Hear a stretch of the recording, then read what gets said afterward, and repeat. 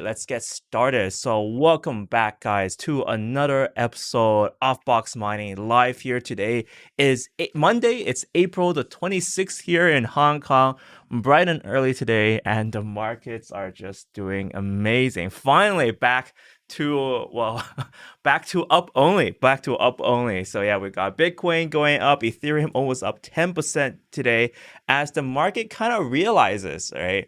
This is a stupid part. It kind of realizes that the fear that was caused on Friday was totally unwarranted. You know, that new fear of those new taxes coming over, that new capital gains taxation proposed by Biden and co. Well, that seems to be a little bit unlikely to pass, is what people are realizing at this current point. So yes, the markets are returning back to bull strength mostly today. So anyways, yeah, it was a pretty painful weekend, I would have to say. It's a situation where, personally, I'll show you this, guys. I'll show you. Someone sent me this photo of myself on Friday, and they're like, I can see your pain. I can see that pain in your eyes as you watch your portfolio just drop and dip in value. And that's the honest truth. It was not easy watching that portfolio completely get tanked more than 10-15%, especially with the alts. It was not an easy thing to do on Friday. It was a situation of test your might. It was, but we survived through it. I did not panic sell. That would definitely been a very, it would have been a very unfortunate experience if that happened. But anyways, so everything is doing pretty well today. Markets are up, and a lot of positivity coming through the markets, as well as people realize absolutely that fear was unwarranted. People started looking into it. A capital gains tax, if deployed in the US, would be very, very unreasonable, like at that high level. If you think about it this way, right? Especially when it comes to crypto, it would completely obliterate a lot of the innovation in the space, because a lot of people, right, especially in this market, you can make ridiculous gains, but you can also make ridiculous losses. And something that happened in 2017 was a lot of people made these ridiculous gains, then happily said, yeah, you know what, I'll be a good Samaritan, report that to the government. And then what happens is that in 2018, everything dumped like crazy, which led to a situation where they were taxed more than their entire net worth. Right, because they reported their gains in 2017, because those gains were so massive. In 2018, when the markets tanked, their portfolio dropped like 60%, 70, 80%, and then they couldn't pay their taxes. I mean, the capital gains tax is just ridiculous. And this situation happens a lot, especially if a tax like this gets deployed. It's very, very detrimental to investors, especially people who want to deploy capital. So the chances of it passing, everyone's starting to realize, okay, it's not that high.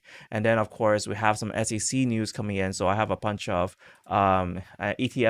ETF talk. We have a bunch of more positive news coming in today. Some stuff happening with Paxos as well. So we'll talk about all the news segments in today's episode. So we'll recap a little bit about the news this weekend. We're also going to take a look at the Bitcoin Ethereum charts to see what is going on, to see how strong that support actually is for here. And then, of course, we'll talk a little bit about the new coins and stuff. We just have questions from Jason Ruff says, what's up with Refinable? The sale has been delayed to tomorrow, so that's actually pretty good. So yeah, we'll cover a lot about what's going on, about the new stuff. I'll talk to you about a little bit of why. I did actually manage to buy dip. It was not easy, but over the weekend, I spent some time buying up the dip. I'll tell you what I bought, why I bought it. And of course, I hope you guys enjoyed the weekend, because I did. I bought my coins, turned off my computer, walked outside, flew my drone for a while, watched Mortal Kombat. It was pretty okay.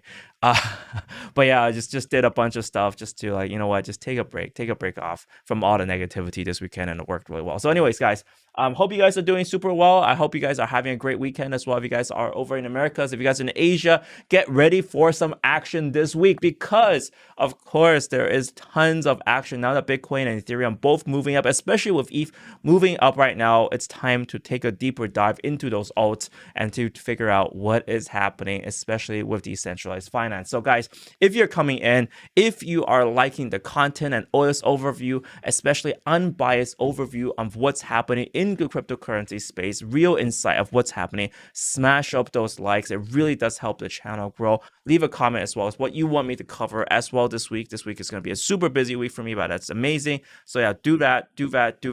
And yeah, let's get this episode started.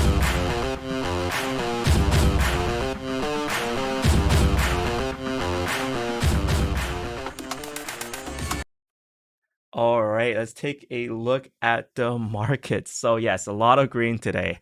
Finally. So after, of course, the whole weekend, we have this major push right now. Asia is bullish for once. So you wake up, you find, oh yeah, guess what?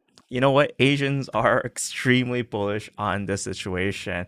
And there's a very big contrast to a few months ago. And this is something that's happening a lot recently as well, where Asians wake up and the bulls just start buying up everything. You just see that happening around 7 a.m. here in Hong Kong. It's like, boom, markets go up. And we've seen also with Asian markets as well, there's Korean kimchi fever. It's back. Korea's loving crypto. You know, last week we were talking about government measures to try to contain that crypto growth.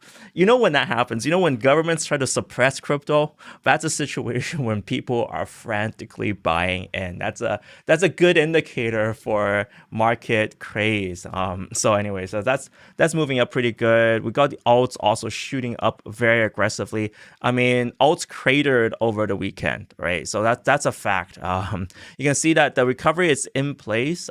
Even the 7 days, you can see that like in the last 7 days, you got Pirate Chain going up insane levels. Obviously, there's still a lot of coins still in the red, even though they're in the green today. A lot of coins are still underwater, and that's unfortunate, but it does happen a lot of times when when the markets go down, people freak out, right? Like this is the crazy part about crypto, right? Especially with the alts, people who don't know what they are, they're just freaked out. Oh my god, why did I buy this?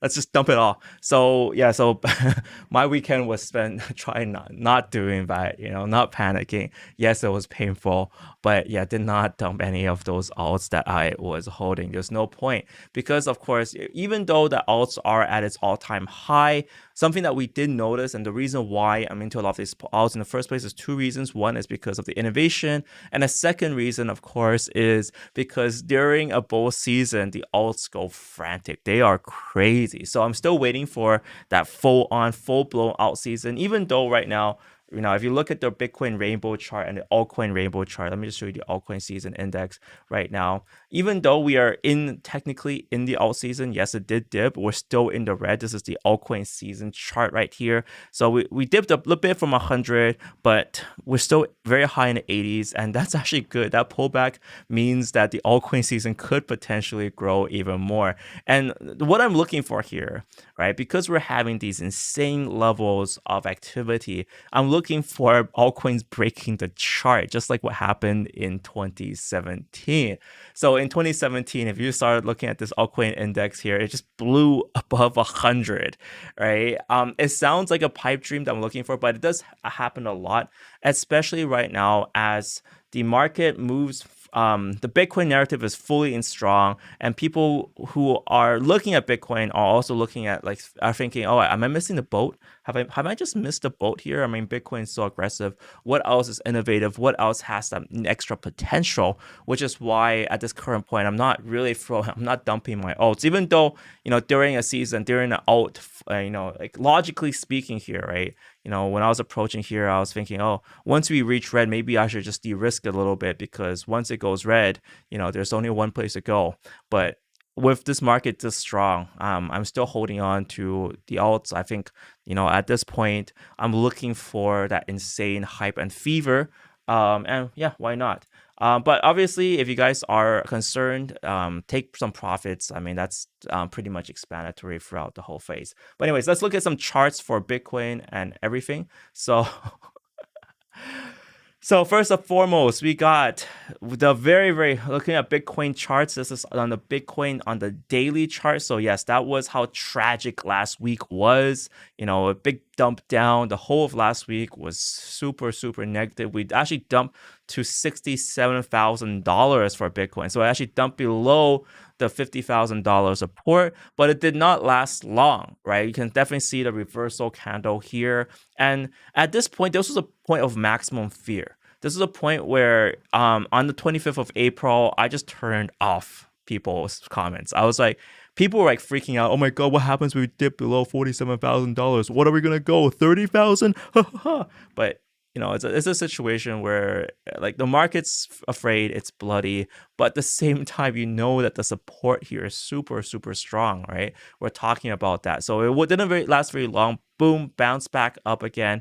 Now we have a big green candle, and yeah, it's like, I mean, put it to like 5-15 minutes. That makes a lot more sense. So yeah, so we're above the line, and then of course we're growing up quite a bit as the Asian market wakes up to figure out what is happening and seeing if there's any opportunity to play this week, especially because of some pending news that's coming out with regulation side, easing up of regulations, and China side also. So China side with Asian sides, you can definitely see that the Asian markets are picking up here. There's a lot of positive talk about crypto in Asia, especially China right now. They're talking about Bitcoin as a proper investment vehicle. Finally, it's very weird. China has this very weird relationship with Bitcoin. Sometimes they love it, sometimes they hate it. But I think because of this new current war, right, the trade war with the U.S., China's actually looking and talking quite positively about Bitcoin at this current point. So we know that Meitu, one of the big companies in China, followed Elon Musk's suit to buy Bitcoin. And this is something that seems to be happening throughout a lot of Chinese companies, right? So all of a sudden, China and the rest of Asia is very, very hot on crypto right now. So expect future Asian bulls, right? Expect more Asian bulls. Expect the Asians to pick up, to start buying more crypto at this current point. And this sentiment is also echoed. I've just talked to you guys off the record here. I've been talking to the OTC desk like Genesis Block in Hong Kong, and they're talking about more and more institutional investors registering. Right now, they're on the expansion phase. They're looking to put ads all over Hong Kong to get all those institutional clients, all those big companies that are looking at crypto, have no idea how to buy Bitcoin, how to put Bitcoin on their balance sheets, and that's happening. There is still a bit of sidelining. So basically what's happening right now, okay, so this is the inside scoop. I'll tell you guys a little bit. The companies are registering. So big names are registering, but they're still on the sidelines. They're still waiting there. So they made their accounts, done their KYC, done everything to get registered on there, but they haven't deployed capital. That seems to be the general trend right now. So there are a lot more registrations, a lot more big companies there, but they haven't deployed capital yet. They're kind of waiting for the market to see if the market's truly going to tank, if it's going to be stable, and where the support really is. So that's kind of the general take on it. I think like the Asian bulls are getting ready. It's like, when the bulls are like, okay, maybe we'll run. But that's actually pretty good. That means that when they run, when the FOMO kicks in, right, that's gonna be quite insane. So anyways, I'll just take a look at since we're talking about this rainbow chart as well, I'll show you guys the Bitcoin rainbow chart very, very quickly. And it's very so you can see that this is from all the way from 2012 until now. It's a logarithmic chart, and it shows where we are kind of on the bubble, the cycles, right? So right now we're here. We're at the is this a bubble, and the FOMO intensifies. We almost got the FOMO intensifies and then trying to shoot up to the maximum bubble territory. Haven't reached there yet, but that's actually good. So we're at this point, and this is where a lot of institutions are stuck. They're like, is this a bubble? And when is FOMO going to intensify? But when it does, yeah, watch out, because people have identified this already. People who are looking at the registrations, people who are looking at the OTCs, they understand that a lot of these funds are ready. A lot of these companies are ready to jump in. So that's why I'm super optimistic. Yeah, I feel like we're at a stage where, yes, Bitcoin is getting a lot of motion traction, but nowhere near a craze yet. That's my feeling. All right, so good morning to you all, guys. Black Film Guild asks, did China shut down miners, or is that FUD? Always, anything to do with China shutting down miners is absolute pure FUD. Like, we see that throughout 2019, 2018, 2020, China shuts down miners. And then what happens, right? Last week, we saw a blackout in Xinjiang province, and all of a sudden, like, Bitcoin hash rate drops by 20%. It's not a situation of China shutting it down. It's not a situation of regulation shutting it down, but it's a situation where the coal power plant actually had a malfunction, right? So a malfunction that led to a cut in electricity, and the mines were the first to go. So was that FUD? A little bit of FUD, but at the same time, it reveals that China is still quite actively mining crypto. Most of the stuff that you see on mining is complete bogus. Like there are people mining in China. There are people mining internationally. Bitcoin's hash rate does not dictate or command Bitcoin's price whatsoever. We debunked that last week. Check out last week's video. It's just mostly bogus, especially when the market is down. All that mining bogus comes out. Like there are people who are intentionally flooding the market and attacking where most people don't understand. So two big factors that happens when market goes down and when the FUD builds up is, one is mining. And when you see mining, bad news on mining, you know that someone's intentionally doing this, because people who know the industry, people who understand the mining industry, they know that this is all bogus. Anyways, they're just like, okay, that's a signal to buy. The other one that's a little bit more important is regulation. That one is also the big FUD that also comes out when the market goes down and everyone starts believing.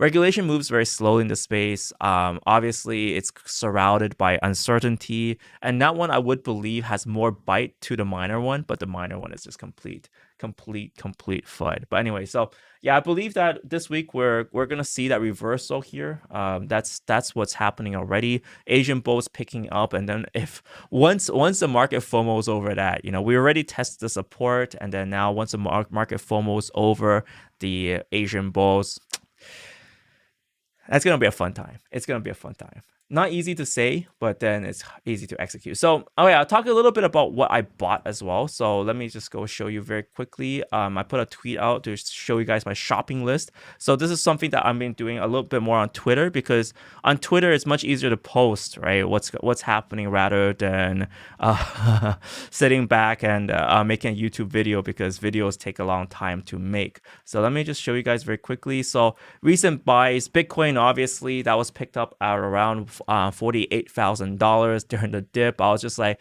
the more people FUD, the more I'm gonna buy easy, represented by 3 bulls, right? Solana, I bought some Sol. Reason why is because the Solana narrative is coming. So you see this on the news as well. So now Solana sets new all-time highs. Ha ha ha. Solana is heavily backed by Sam Bankman-Fried and FTX and Alameda Research. And one of the reasons why is because it can process a huge number of transactions very quickly, and at the same time retain a lot of decentralization and interoperability. Not interoperability, sorry, wrong word here. Composability. Basically, something that DeFi really needs, the ability for contracts to interact with each other in the same shard. All right, it's not sharded. All right, so it's just single shard, I guess, if you want to consider it this way. So it adopts a scaling technique that's very different from Ethereum. So that's why the narrative is coming in for Solana. Okay, why is Solana useful? All right, and then of course we got Radium and stuff building on Solana, which is kind of one of the reasons why. Now Saito, I also put 2 bulls here. Saito, unfortunately, it's a little bit late. Right now the price did go up quite a bit. It was one of those coins that it launched during and very close to the altcoin dumping. So unfortunately, they dumped quite a bit.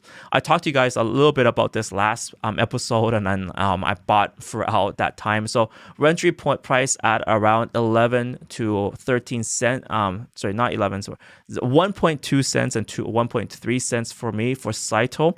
One of the reasons why is because they basically launched their super good project, but no one knew what they were. It was such a perfect opportunity here, right? Like it shot up like crazy over the weekend. I was like joyous. It was one of the big up candles in my portfolio, and the reason why was because a lot of the dumpers, when they started speculating and flipping ICOs, this was launched in Polkastarter. People started flipping it because they didn't know what it was, and then when the markets were down, they just started dumping whatever. But it was a situation where this project's super solid in terms of what they're doing, and in terms of just overview what Saito is. It's a new blockchain with a completely different consensus consensus algorithm that no one really understands at this current point. Even me, like I spent an hour talking to the CTO. It takes a while for your brain to click, all right, to click. And one of the biggest reasons why is it directly uses gameplay theory to incentivize people to communicate and send messages on the network. So it not only is it an open network that anyone can join, but it also provides direct incentives for people to join this network to maintain that decentralization. So that's kind of one of the powers of Saito over here. It's very, very different from the setup for Bitcoin and Ethereum, where no reward is given to the nodes. Here, they're rewarding the nodes directly. So that's the kind of the value. And their critique, obviously, the guy who talked to me was a Saito maximalist. He was like, "Oh, Bitcoin's gonna fail because of this," and I'm like, we'll see, but I definitely see value in what you're doing. All right, so that's my take on Saito. Very, very good play. It's already up double. So congrats to anyone who aped in on Friday. Congrats. Yeah, quite a lot of that was quite good. And the last one I was saying was DOT. Why not? The DOT Astro and DOT. So Astro, why I entered was mostly because it was down, small cap still, providing data. Like the biggest competitor to Astro will be Dex Tools, and Dex Tools already has a market cap of $58 million. Astro sitting on like 4 million. Let me just hide this window for a sec. Let me just hit back button. Why? All right, here. Delete that. Okay, $4.1 million. So yeah, so it's something that they have really good product. And then I was like, yeah, let me ape in. Why not? Been continuously doing that for a while now. And then the last one would be DOT. Yeah, that's a no-brainer. I don't even need to explain why. DOT narrative is super strong right now.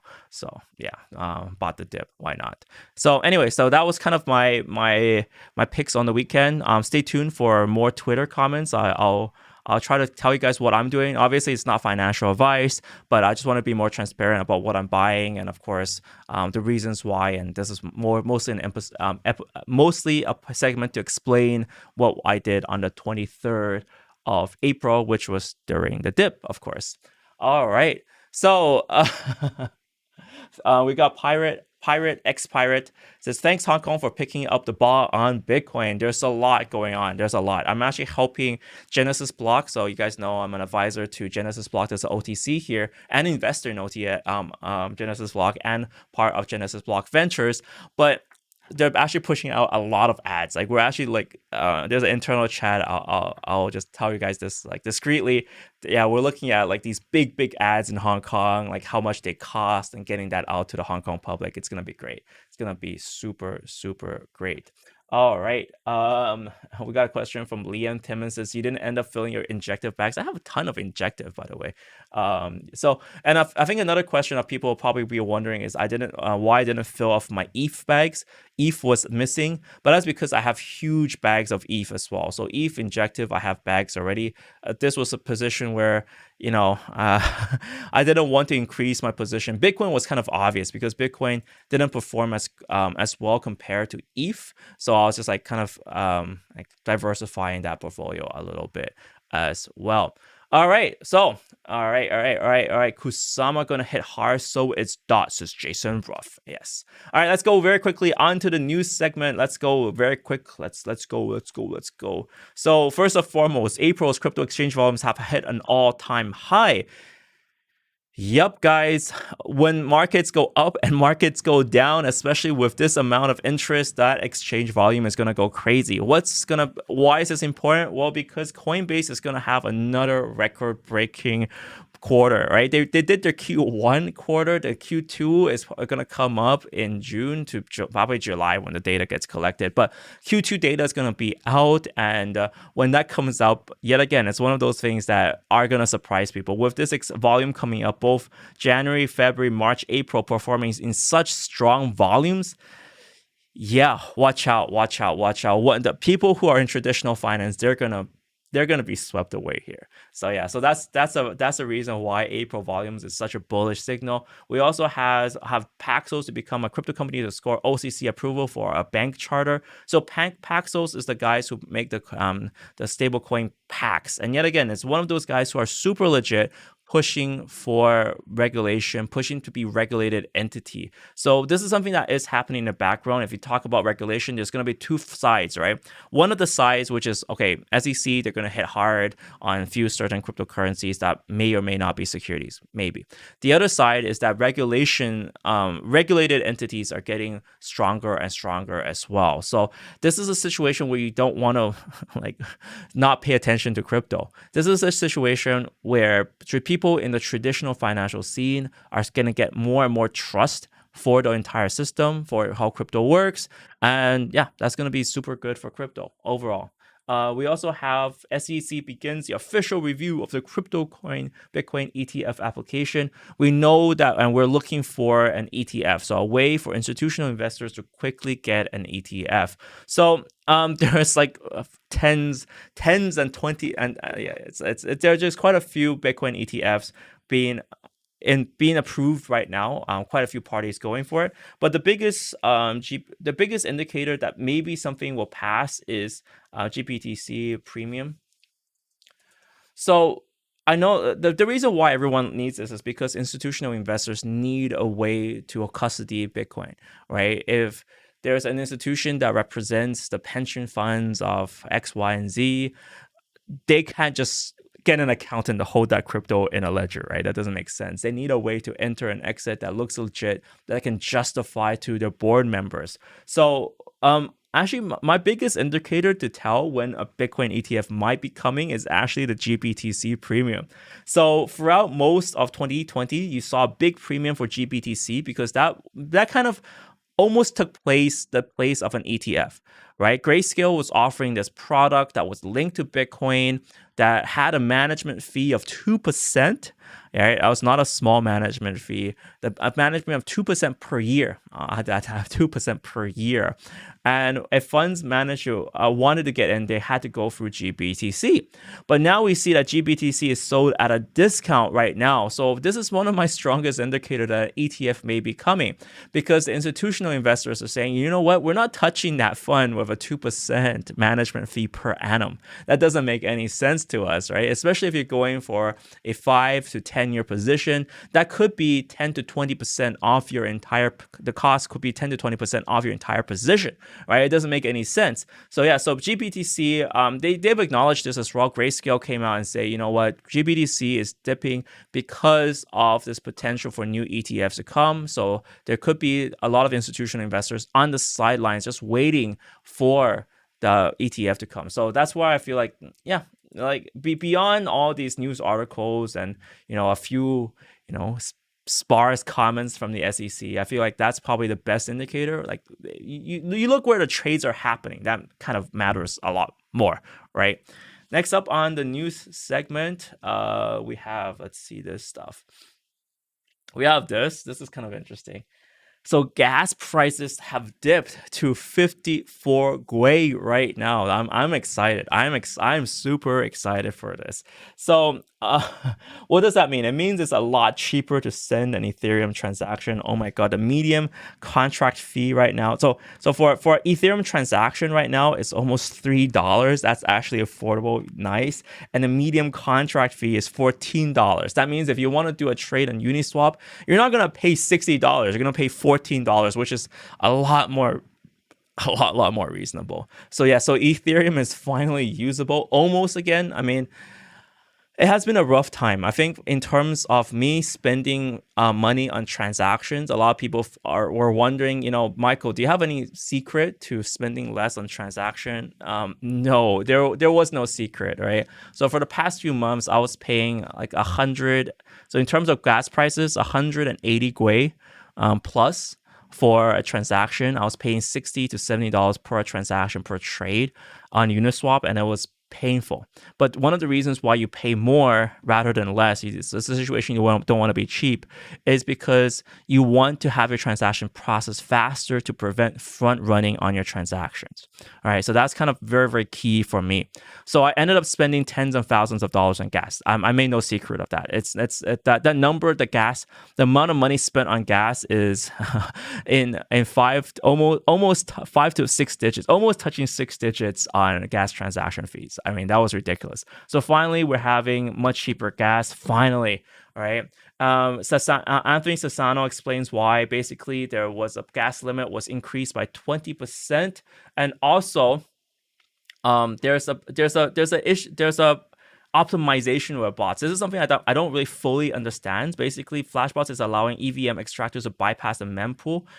I'm not too sure of what that is, but all right. But this is a situation where we know one of the reasons why Ethereum network was getting congested was because of the bots that were kind of front running people who were trading. Basically, what was happening was that if you broadcast a trade, everyone sees that, and then what happens is that people try to front run each other. All the bots were paying higher and higher gas fees to try to get their transaction approved and get in front of each other. But it seems to be an optimization on their front. All right, the backend. I'm not a bot builder, so I'm not fully understanding why this makes it cheaper, but it seems to be, yeah. So I think the best way to explain it, like from the way I understand it, is that a lot of bot makers are bypassing broadcasting the transactions, so they're not battling each other out. So the bots themselves, they're still operating, they're still trying to front run you. That hasn't changed, but they stop competing with each other. So it's making the prices a little bit cheaper. That's kind of the best way I can kind of explain that at this current point. Also, I think my video is down. That's also weird. All right, give me a sec, guys. Let me get my video back up. Get the back feed up whilst we look at this.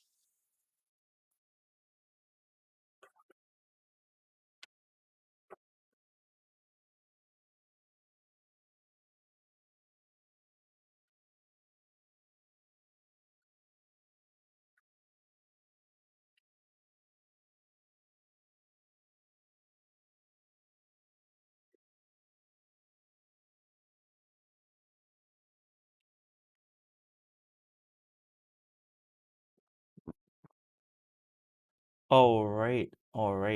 So yeah, it seems for some reason one of the batteries ran out. So anyways, that's kind of the case right now. So if you guys are looking to process, to mine, or to farm, right now is actually a good time.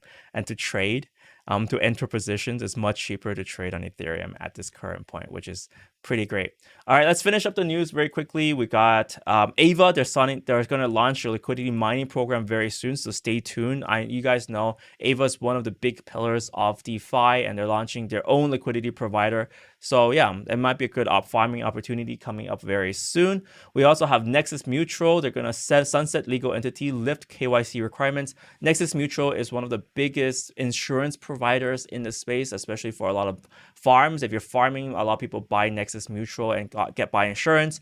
It was a pain in the ass before. Their legal requirements were crazy because if you want to buy, you have to enter your name. You have to KYC yourself, and your name gets added to a public list of entities. So anyone can Google your name, right, and your address and all that stuff. It was stupid. So finally, they're finally sunsetting their legal entity and moving forward with that. We also have some NFT news. We got EMINEM. They're partnering with GEMINI's NFT gateway. So yeah, so we're gonna have EMINEM NFTs very soon. I was gonna try to wrap. No, thank you. I think I'm gonna spare you guys from that. Okay, so on altcoin side, we got Refinable. So you guys know I'm an advisor for Refinable. I'm also working very, very hard to get them to where they are. Like BSC, Binance Smart Chain, plus we want, like, Refinable's objective is to be the dominant, the biggest NFT marketplace on Binance Smart Chain. And the best part about that is that Binance Smart Chain doesn't have a good NFT marketplace right now. So this is where all the push is. But the launch for the token is tomorrow. So tomorrow I'll be in their offices. The delay happened on Friday, but it's delayed to Tuesday right now, Hong Kong time. All the details are here, so make sure you check that out. But it's going to be super exciting. Make sure you stay tuned. Plenty of stuff going to happen but like I'm super like pumped for that. So anyways, we got Cointelegram. We also have XFAI. So if you guys are interested, XFIT mining is on. So yeah, I just jumped into pools this weekend as one of the things that I did as well. I just felt the XFIT prices did not move majorly, which is great, which means that I can actually jump into a pool like this and start farming. All right. Lastly, we got Paxos news. That's done. This is done. Kickpad, Algopainter. Right. So 2 kickpads on my list of stuff to do. So one is my DeFi pet. I wonder what project that this is trying to inspire from. All right, my DeFi pet versus there's another one called Pokemon. All right. But we know where this is going. We know where this is going. But yeah, so right now there's 100 positions on their whitelist. So yeah, have fun fighting for that. I'll put the one down below. We'll see how it goes. I mean, these things get these things gets crazy. But yeah, so they have a Gleam competition for that. And Algopainter, there's a whitelist for Algopainter. They're pretty much up until the 29th. So that's both on Kickpads. And then we have Polkastarter. Let's see what's on Polkastarter. Yeah, Refinable is up in 1 day. So if you guys are in Refinable, tomorrow is the day you want to look at. And then this week is packed. Uno Standard, Nexus, Siri, Sienna Network. It is packed. It is damn packed for launches. But why not, right? Why not? I mean, altcoins. It's gonna be crazy. And then let's see, TrustSwap Launchpad. Let's see what's on the TrustSwap side. Jason Ruff says, my DeFi Launchpad sounds like OnlyFans. So we got launching on April 25th. So that's right now. Check out Verso on TrustSwap Launchpad. So they're a decentralized marketplace for the regulated financial industry. Oh man, this market is gonna grow, man. I think that bridge between traditional finance and decentralized finance, that bridge is going to be crossed super quickly. I think this time movements are going to be quite strong. So anyway, so that's pretty much today for updates on everything that is happening. I know there's a lot more launches. We're going to talk a lot more on the altcoins. To be like, that's pretty much what I looked on the weekend, and then this week is just gonna be a whole week on the alts. Am I looking forward to it? Maybe. Like sometimes, like I'll be honest, a lot of times with the alts, you're looking at really bad projects. Sometimes you find a good gem, but the good part about it is that the innovation here is just massive, right? And it's hard. Like something that I find myself is I have to push myself because it's so easy to just lay back and just look at your current portfolio and say, okay, that's great. But if you want to be getting on all the new stuff, right, this is where you have to push yourself. And I guess it's maybe because I'm getting older. Like as you get older, you're like, oh, like this is the world, this is what it should be. I find myself this all the time. I find myself following this philosophy where I should stop telling what the world should be, but rather look at what the world is, and then more importantly, from that, look at what the world will be, and then make investments like that. It's hard. Like I think as you get older, because I'm like nearing my like mid 30s right now, right? Like it's like I'm super old, guys. But yeah, like I think the older you get, the more you think, oh, this is what the world should be. Anyways, we got Zendagi Photo says Algorand and Cosmos. Any thoughts? Algorand did super well this week. I'm a big holder of Algorand. I'm finally happy to see the success. Cosmo, very similar story.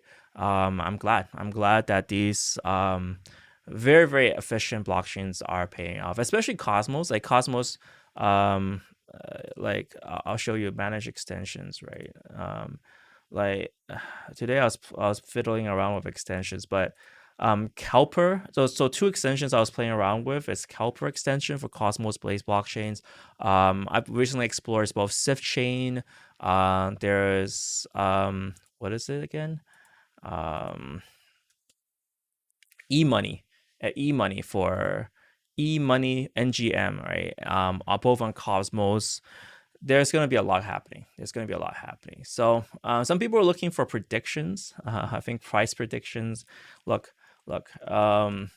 I'll be realistic. I think rainbow chart's actually pretty good, right? Like, I definitely believe that the rainbow situation is going to play out where we're going to enter a huge cycle like we saw in 2018ish, late 2017. So if we go to a cycle like that near July-ish, that would mean that we'll be at $153 million for Bitcoin. So if you guys want a reasonable Bitcoin price prediction, 153 seems reasonable. I do believe it can move above beyond that. I think this is a situation where we could probably hit above. Remember, this is a logarithmic chart, so moving above, right? If it goes a little bit above the red, it could hit up to 300K for Bitcoin. So this is what I'm looking for. This is what I'm looking for in this cycle. I believe that we're on our way to that position, and which is why I have a huge Bitcoin Ethereum position, right? Like frankly, that's the case. We also have price predictions for everything. By the way, we have a big shout out for Jeff Kerdakis. He is in the house, man. Jeff, you need to come on and tell people what is happening on TrustSwap. I swear. But yeah, so this is overall in the markets. I'm super optimistic. I think this wave, there's a lot of innovation. And since Jeff is in the house, right? What I'm excited for TrustSwap is the launch of Mint. This is something I've been messaging Jeff every day. I'm like, Jeff, yo, when is Mint gonna come out? Because that is the big factor that's gonna push TrustSwap to the next level. And why it's exciting is because right now at this current point, if you look at TrustSwap, $1.4 billion are locked in TrustSwap. And $75 million of liquidity locked, right? And since it's a liquidity lock, that means half of it is in stables. It's not in altcoins. It's in stables or in ETH. So this is an insane amount of money locked by TrustSwap, even without Mint. But what Mint is going to do is that it's going to take this to the next level, because it's going to allow any projects to come in super easy by the click of a few buttons, create their own coin, multi-chain as well. Spread that not just on Ethereum, but launch that on Binance Smart Chain, just Avalanche as well. You can choose where to launch and to have a multi-blockchain launch for your coin. All this is for no upfront cost, but 0.4 of that goes straight to a farming pool for TrustSwap token holders. So this is where all the sexiness comes in, right? So it deals with marketing for them, because the auto does the marketing, like it just puts that in the mining pool, people get interested to farm it. But at the same time, of course, TrustSwap token holders get value. So if already $1.4 billion is locked here, imagine what's going to happen once the Mint feature launches. So that's coming up very soon. That's going to be the exciting part for everything up here. So we got Elijah Killen says, staked more trust last night. Absolutely. My God, it's going to be crazy.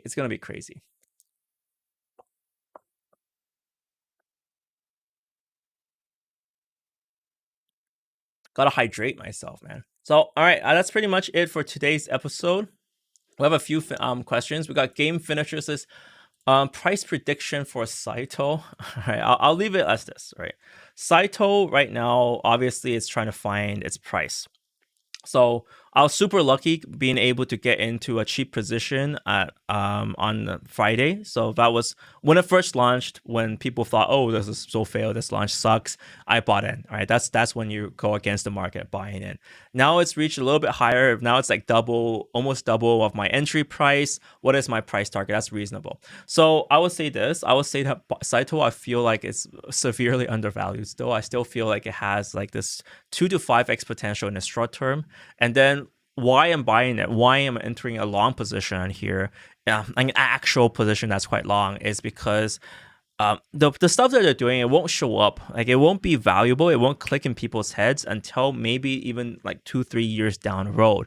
But this is a situation where I'm just kind of building that up. But long term, I think like Saito has a 100x potential, because it's solving a few problems that won't be very apparent for Bitcoin and Ethereum for maybe maybe 4 or 5 years. This is why Saito is such a long-term play. Like it's for me, it's not a short-term play. Like for me, like both me and the person who introduced me to Saito, this is Rob. I'm gonna throw you out there.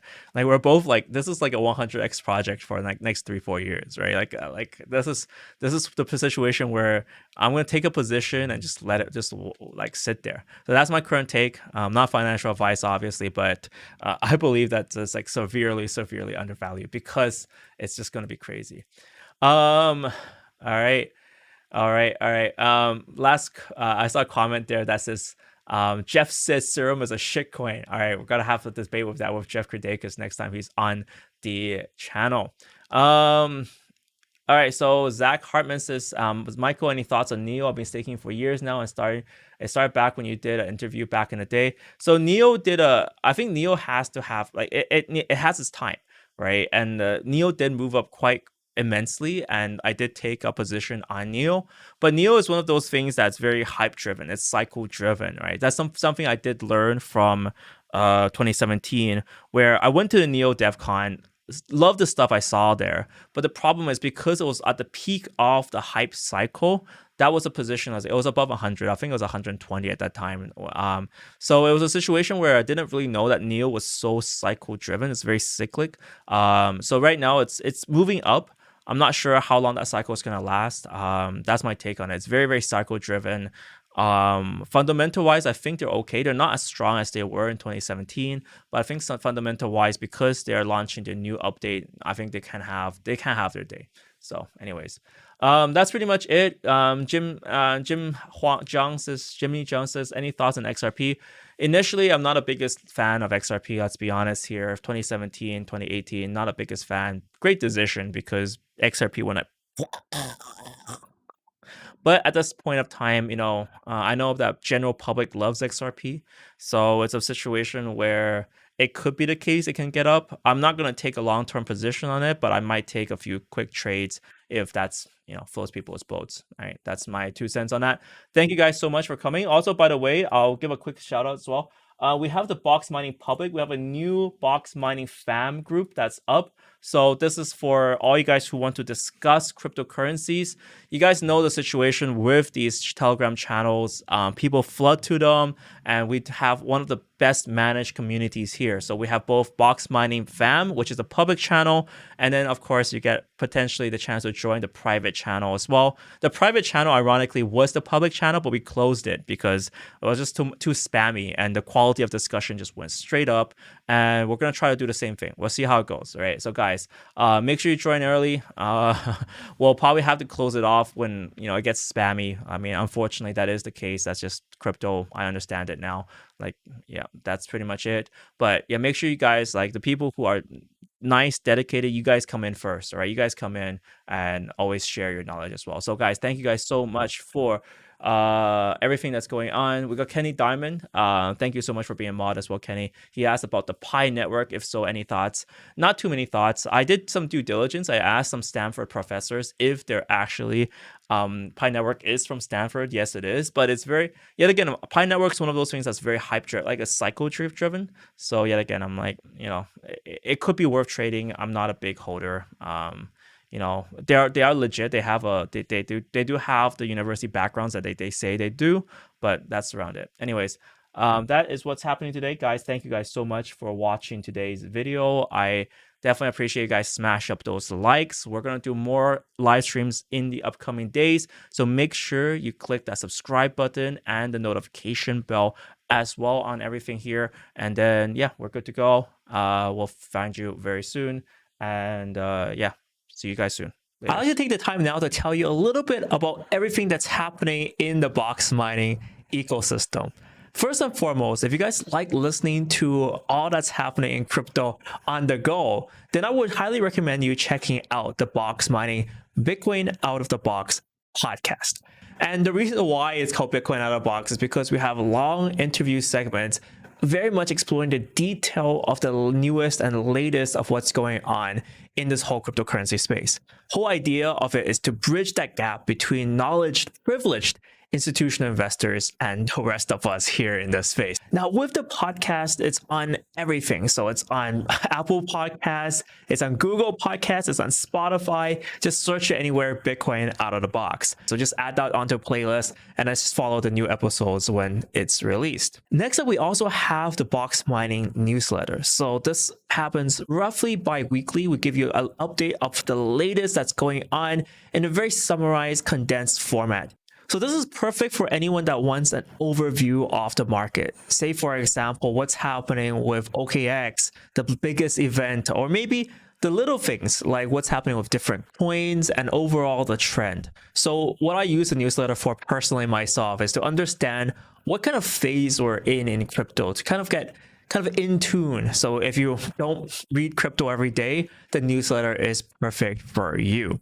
Last but not least, in the link down below, if you're a Telegram user, we have the Box Mining announcements channel. So this is to announce to you basically what's the latest videos coming up, but also we have a daily update, a community-driven daily update to provide you an idea of the latest updates on the day. And a lot of people have been using that to get informed of the crazy amounts of trends that we see. And I have to give a big thank you for Claudio, our community member, for doing this. It's just been phenomenal. Definitely want to give you a shout out there, Claudio, as well for that. And taking us to the end of the live stream, so make sure, number one, you click like and subscribe on this video because it really does help this channel. And then, of course, check out the podcast. It's one of the best ways to know a little bit more, to extend that knowledge, especially in your spare time. And then, of course, check out the newsletter. If you're, if you want those updates and summaries and trends, newsletter is the place for you. And with that, guys, thank you so much for watching this video. I really hope you have a good one. See you in the next video.